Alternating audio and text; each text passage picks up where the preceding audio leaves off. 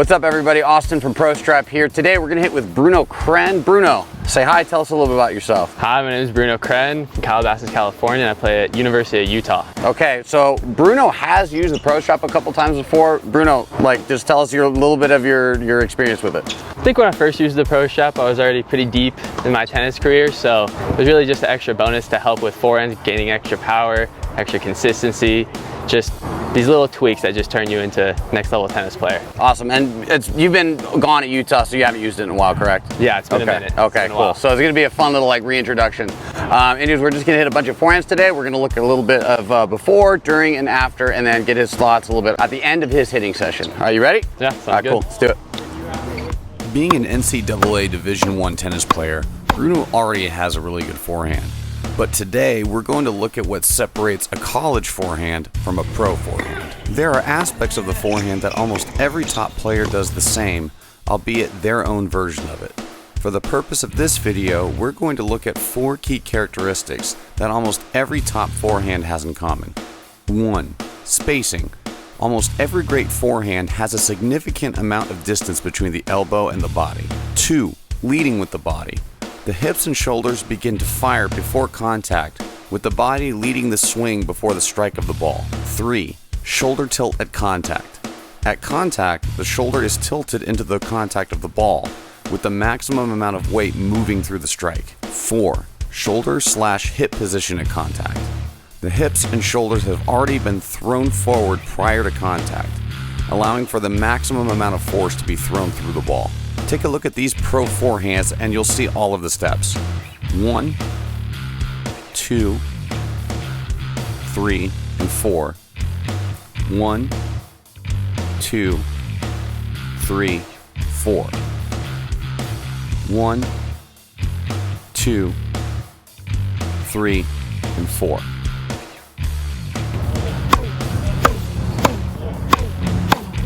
Let's take a look at Bruno's forehand and see how it compares to the pros. Okay, so we're gonna take a look at your before forehand right now and how it looks. All right, so looking at these, obviously your forehand is good, but the thing we're gonna look at is not only the space, but also we're gonna be looking at the shoulder and hip position, and we're gonna compare that to what we see here to Djokovic and Nadal and see if it compare contrast, you know what I mean? Yeah. Okay, so here's you, right off the bat. A little close. A little close. Yeah. And you don't even think you're like that, are you? Yeah, no. No. It feels out. It feels quite a bit out. Yeah. But it's not. You're right here. You just have that little bit of space in between. Do you think we could get better than that? Yeah. Yes, yeah. I definitely think so. Okay. The other thing is right here. Boom. When you actually strike the ball, how are the hips and shoulders lined up? Okay, so right now, boom, you're very we're gonna draw let's get the straight line. If we draw a straight line, you're very facing the court, okay? So look where the shoulder position is here. What we're going to see is the hitting shoulder much more in front, facing your target. So more of your weight is gonna be thrown forward when you strike the ball. Yeah. Okay. So that's where we're at right now. Yeah. And this is the cool part about it, is when you see this stuff, you probably, right now, you probably don't do this very often and look at yourself in slow-mo, correct? Not too much. Not like this? Yeah. So looking at all of this, looking at the technical things that you could improve upon and whatnot, look how well you already hit the ball. Yeah. Imagine then, it's oh, okay, if I start to incorporate that stuff, imagine how well you're gonna hit the ball then. Yeah. You know what I mean? Yeah. Okay, so that's looking at you there. Now, let's look at Rafa. So boom, right off the bat, we've got that space. Now we're gonna look at that shoulder and hip position in relation to him striking the ball. Right there. So now if we draw a line with him, it's diagonal. Yeah. You see that?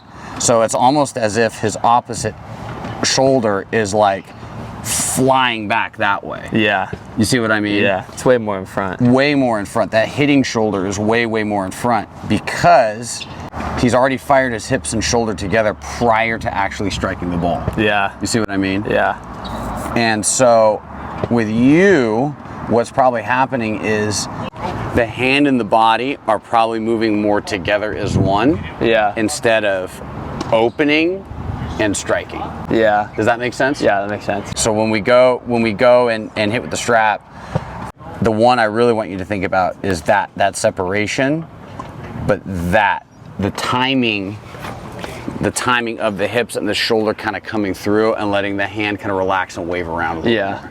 Okay, Yeah, that makes sense. Well, that's pretty interesting to see though, isn't it? Yeah, that was interesting. I've never seen my swing too much like that. Let's again look at our 4 checkpoints and see how Bruno's forehand compares to Djokovic's forehand. 1. Spacing.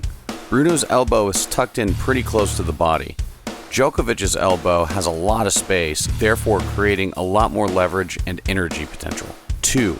Leading with the arm versus leading with the body. Bruno is pushing his elbow forward through the shot to create force, as opposed to Djokovic's forehand, where he's using his body to create more of an out and around swing path. 3. Shoulder tilt at contact.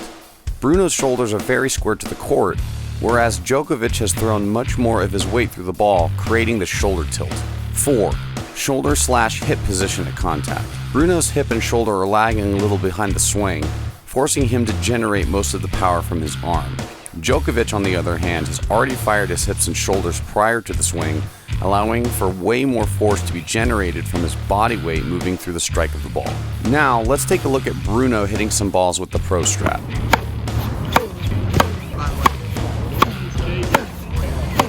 Now, we just did Prostrap for a little bit. Let's take a look at those videos and kind of how they compared to before. Yeah, sounds good. So on here, so here's you, good take back, all that's nice.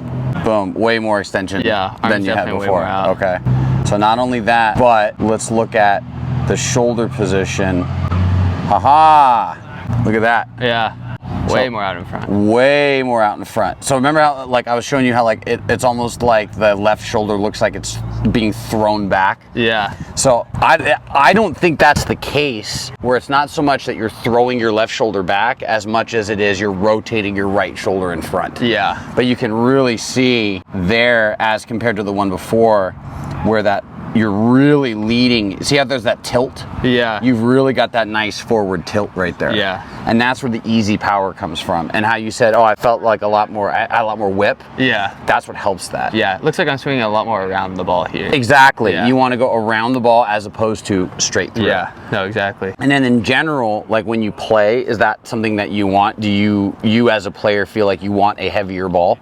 Yeah. I mean, every player for sure. Everyone wants a heavier ball. There you go. But that's how you do it. Yeah. Is right exactly. there. Feels like here I'm also getting a lot heavier ball without sacrificing any speed. Yeah, exactly. Or usually if you try and go for more heavy, you're going to lose some speed. Looking at Bruno's forehand, we're going to see some big differences on our key checkpoints. 1. Spacing. Bruno's spacing is way better and has much more leverage while using the Prostrap. 2. Leading with the body.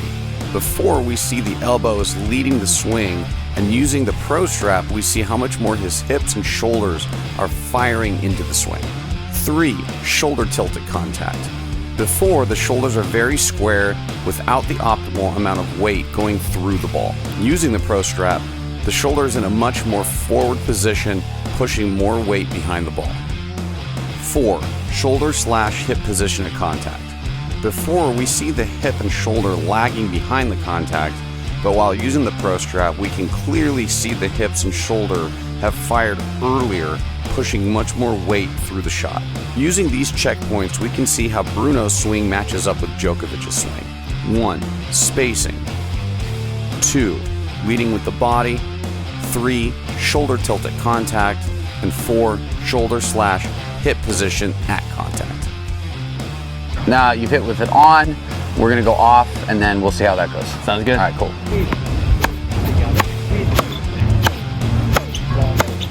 Oh yeah. Yeah. Way further out, okay. Way more stretch, way more extension, shoulder position, and now really going out and around the ball. And that's when you know you're really getting a heavy ball. Yeah. That's perfect. That's really good. Great extension. That's so much better. So much more space. So much more space. And baby panda between there. I like to say that Djokovic is like the most realistic one, because you saw him because he's still a little bent. Yeah. But if you want to and you train with it more and more, you could get yourself to where it's more like Alcaraz style. Yeah, or Rafa. Rafa's arm. Same thing. They both do the same thing. Yeah. Rafa, Alcaraz, Federer. Yeah. He does the same thing. Very straight arm. And so the straighter your arm, it's just the more leverage you have. Yeah. That was the whole intention behind this to begin with when I first started it. However, as I've done it more and more and with more like advanced players, this is the big one I see though. This is that lining up of the shoulders and the hips the right way. Yeah. It's getting that hip and shoulder to fire at the right time. Mm-hmm. Yeah. Isn't that nuts? No, it's unreal. It's crazy, just like, was that 5 minutes? Yeah, it's 5 minutes. Yeah. So you, having as much coaching as you've had throughout your life, to make a change like that normally, how long do you think that would take for a player of your level? Say a good week. A good week. A good week. Okay. It takes a lot of reps, a lot of balls.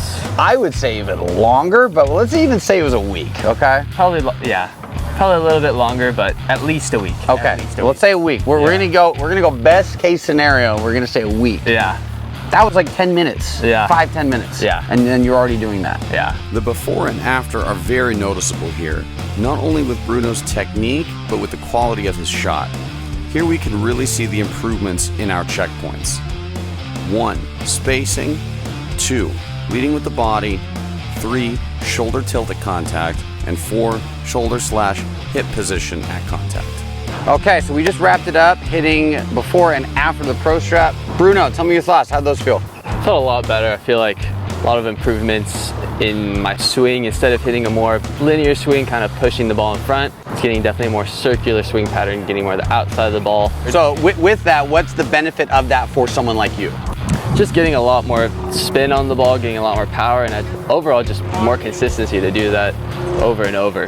When playing at a high level, you need that. So the other thing that we were really looking at today was the position of the hip and shoulder when striking the ball. So you said earlier that you haven't really watched yourself a lot during the slow motion. Yeah. Tell me your thoughts on the before and after. Yeah, I mean, that was one thing interesting to see, just how far back my shoulder was in the first videos before using the Prostrap. And then after, just to see the comparison, how much more out in front, like the pros, like Djokovic and Nadal, just way more out in front, kind of just coming across the body, pushing to So does that give you a slightly better understanding of the amount of whip that they're actually putting into their ball? Oh yeah, so much more. I always felt like forehand was one of my best shots, and kind of compared it, thought it would be pro level forehand, and then seeing their forehands, just the amount of whip they get outside the ball, how much their shoulders in front, arm extended, it's major difference. Yeah. But now I feel like after today it's a little bit closer. A little bit closer. Okay. Yeah. Well, that's good though, but getting a little bit at a time, that's the whole concept with that for someone like you. It's just a tool. You know what I mean? You're a good player. That you know how to hit a really good ball. You can beat a lot of really good people, but it's just a tool to make you that much better, one step at a time. Yeah. That's all there is to it. Yeah. No, it's a great tool. Awesome. Very cool. Now I got to do an outro. I've got to figure out how to do these better. You have to come up with like a signature, like a signature move. a signature like out. I'm gonna be like too metal. I'm gonna be like that. Strapulator. Oh, I don't know. I don't know about that one. All right, guys. Thanks for watching. Stay tuned for more videos. We're gonna do some more high-level forehands with more of our college and high-level players. All right. Thanks. Peace out.